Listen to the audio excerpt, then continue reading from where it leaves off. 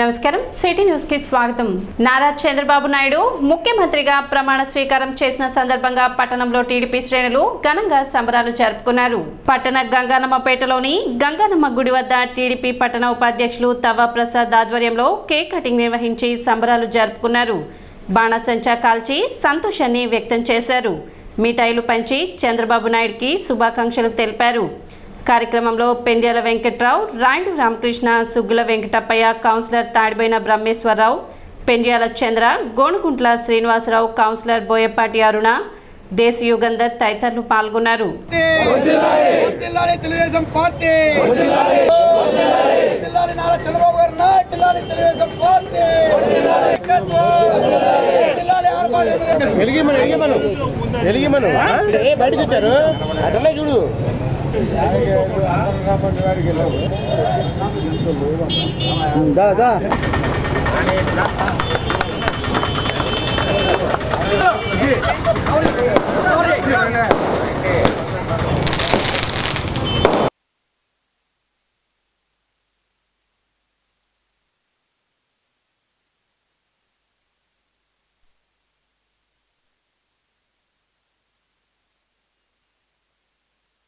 మరి 5 సంవత్సరాల నుంచి కూడా ఎన్నో బాధలు పడి ప్రజలందరూ కూడా ఏకగ్రీవంగా 164 సీట్లు ఇచ్చి మన ముఖ్యమంత్రిగా చేసినట్టు ప్రజలకు ముందు ధన్యవాదాలు తెలుపుకుంటున్నాం।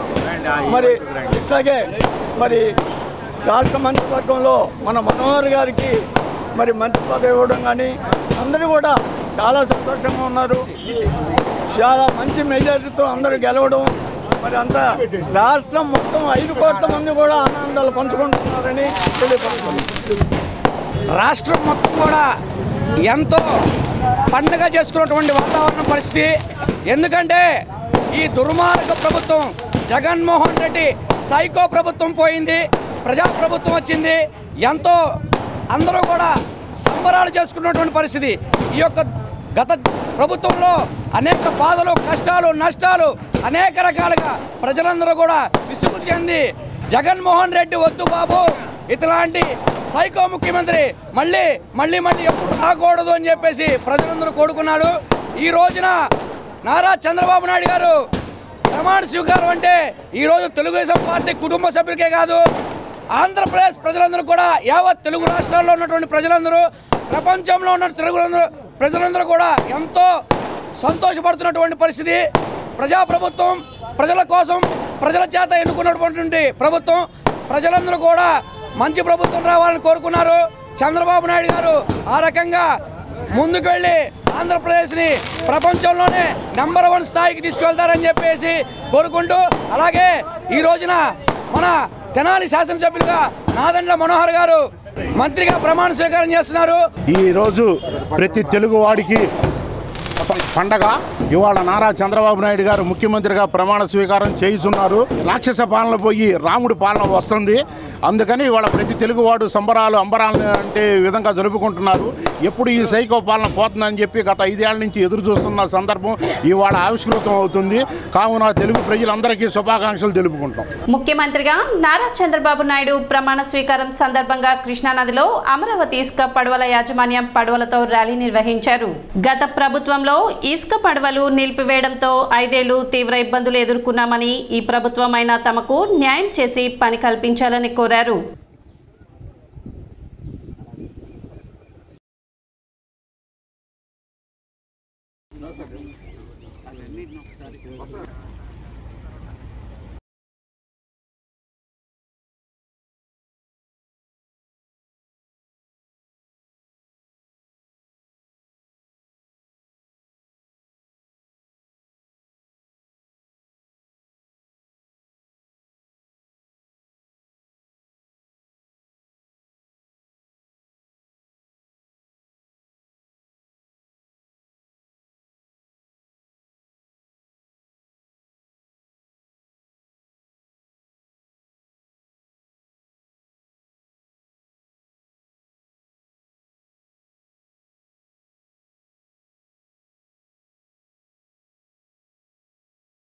మేము 2019 జగన్ గారి ప్రభుత్వం అధికారంలోకి వచ్చిన కాడి నుంచి ఈ 5 సంవత్సరాలు మేము ఖాళీగా ఉండిపోయాం।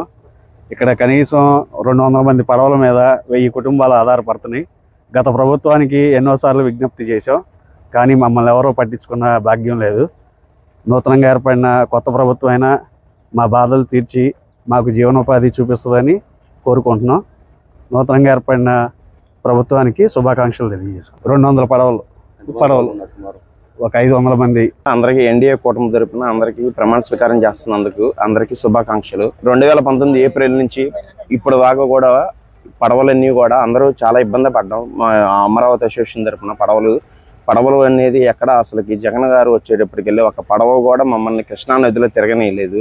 ఎంతోమంది అప్పులు చేసి వడ్డీలు కట్టలేక కొంతమంది ఆత్మహత్యలు చేసుకున్నారు. ఇక్కడ పడవలు కూడా కొంతమంది స్లాబ్ వేసుకున్నారు. ఐరన్ వచ్చేటప్పటికెళ్ళి అప్పులు బాధ తట్టుకోలేక ఎన్నో పడవలు వచ్చేటప్పటికెళ్ళి ఒక పడవ మీద వచ్చేటప్పటికెళ్ళి ఎంతో మంది కుటుంబాలు బతికేవాళ్ళు. ఒక మనిషి తరపున 3 ఉండేవాళ్ళు. దగ్గర 1000 మంది కుటుంబాలు వచ్చేటప్పటికెళ్ళి రోడ్డుని పడ్డారు. ఇప్పటికైనా గుర్తించి వచ్చేటప్పటికెళ్ళి మాకు ఈ ప్రభుత్వం వచ్చి రాగానే కొద్దిగా మా పడవలకు కూడా మాకు పని కల్పించవలసిందిగా కోరుచున్నాము. అందరికీ వచ్చేటప్పటికెళ్ళి ఎన్డీఏ కూటమికి శుభాకాంక్షలు. కూటమి ఎమ్మెల్యేల సమావేశానికి వచ్చిన చంద్రబాబు నాయుడిని చూసేందుకు ప్రజలు పెద్ద ఎత్తున రోడ్ల మీదకి వచ్చారు. పార్టీ కార్యకర్తలు, అభిమానులు దారి పొడవునా స్వాగతం పలికారు. ఏ కన్వెన్షన్ లో కూటమి సమావేశం అనంతరం ఉండవల్లి ప్రయాణమైన చంద్రబాబును చూసేందుకు మదనపల్లికి చెందిన ఒక మహిళ కాన్వాయ్ వెంట పరుగులు పెట్టింది. ఆ మహిళను కారులో నుంచి చూసిన చంద్రబాబు వెంటనే కాన్వాయ్ను ఆపి ఆ మహిళను దగ్గరకు పిలిచి మాట్లాడారు. తనది మదనపల్లి అని, తన పేరు నందిని అని చెప్పిన ఆ మహిళ చంద్రబాబుపై అభిమానంతో చూడటానికి వచ్చానని చెప్పింది. తనను చూసి ఎమోషన్ అయిన ఆ మహిళతో చంద్రబాబు మాట్లాడారు.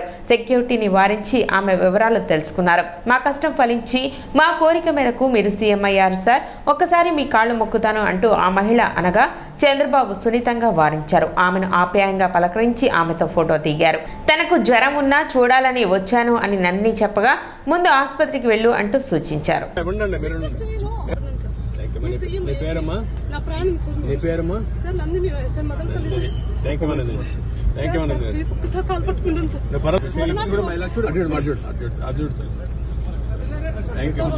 శ్రీ ప్రజ్ఞానంద సరస్వతి బాలస్వామీజీ ఆధ్వర్యంలో శ్రీ నవగ్రహ సహిత శ్రీ నక్షత్ర సంపూర్ణ శాంతి మహాయజ్ఞం నిర్వహించారు. ఈ సందర్భంగా మంగళవారం కార్యక్రమానికి సంబంధించిన కరపత్రాన్ని ఆవిష్కరించారు.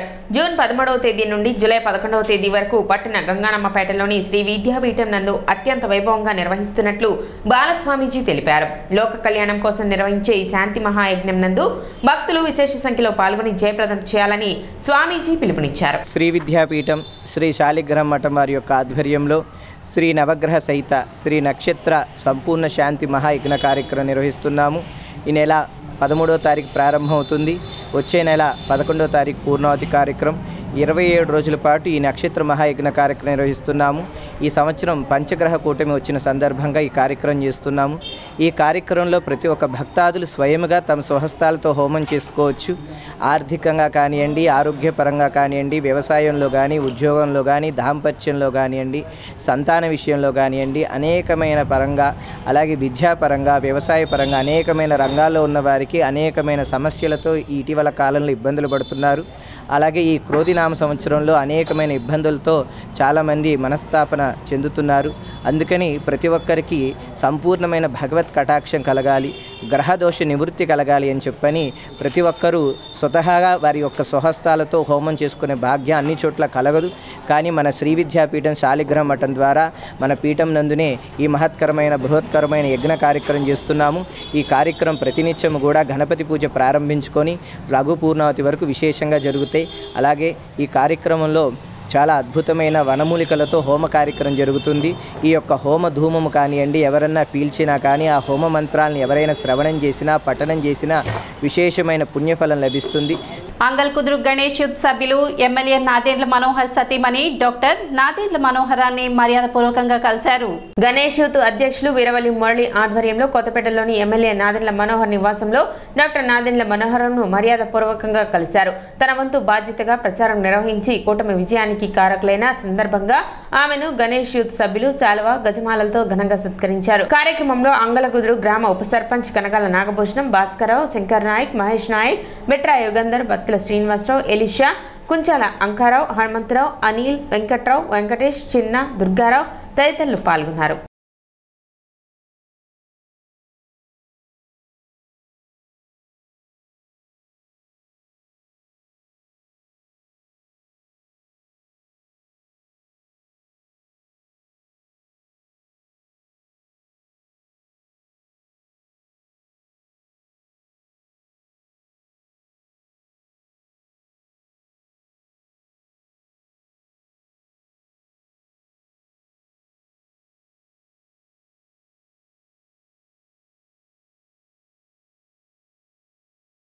గతంలో నాదెళ్ల మనోహర్ గారు తెనాలి నియోజకవర్గానికి ఏ విధమైనటువంటి డెవలప్మెంట్ చేశారు, పార్టీలకు అతీతంగా ఏ విధంగా పనిచేశారు అనేది ప్రజల్లోకి తీసుకెళ్లే దాంట్లో కానివ్వండి, మరలా సార్ గెలిస్తే ఏ విధమైనటువంటి అభివృద్ధి తెనాల్లో జరుగుతుంది, సంక్షేమ పథకాలు ఏ విధంగా మళ్ళీ అమలవుతాయని చెప్పే దాంట్లో కానివ్వండి చాలా చక్కగా